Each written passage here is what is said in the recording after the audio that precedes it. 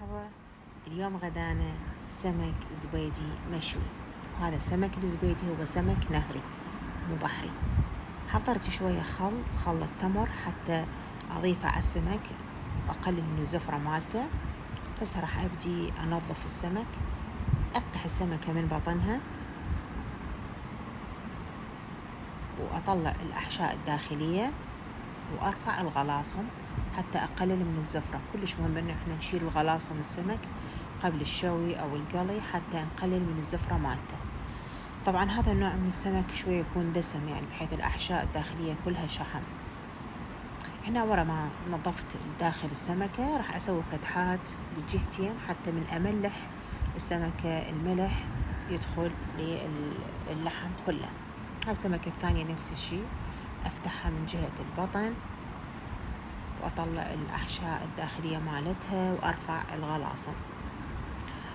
وراها راح أبدي أشطف السمك كله وأغسله كل الزين وأدير عليه نص استكان خل تقريبا لهاي السمكات. وهنا أنا ورا 5 دقائق بديت أملح السمكة. الملح أدخله بالفتحات حتى اللحم كله يتملح وأيضا بداخل السمكة. بعدين عندي تبسي مالت الشوي دهنته، تقدرون تخلون انتو ورق زبدة. وراح أبدي هسه أمسح السمك بزيت، هذا زيت وفلفل أحمر وبابريكا طبعا من الجهتين. هذا الزيت مع الفلفل الأحمر والبابريكا راح ينطيها لون وطعم، وبنفس الوقت الزيت يقسب جلد السمكة يخليها مقرمشة وطعمها يكون لذيذ. الفرن مالتي على 200 درجة.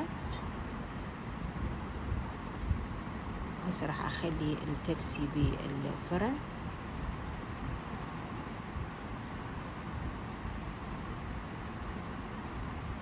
التبسي راح يدخل للفرن تقريبا 1.25 ساعة.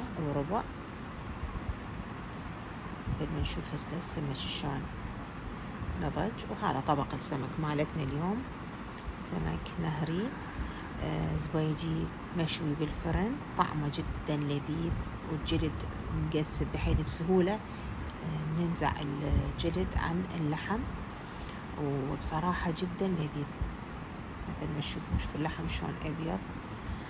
سهمكم العافية وتمنيناكم ويانا، وإن شاء الله طريقة عجبتكم والفيديو هم عجبكم. لا تنسونا باللايكات والمشاركة. تحياتي أم نور، مع السلامة.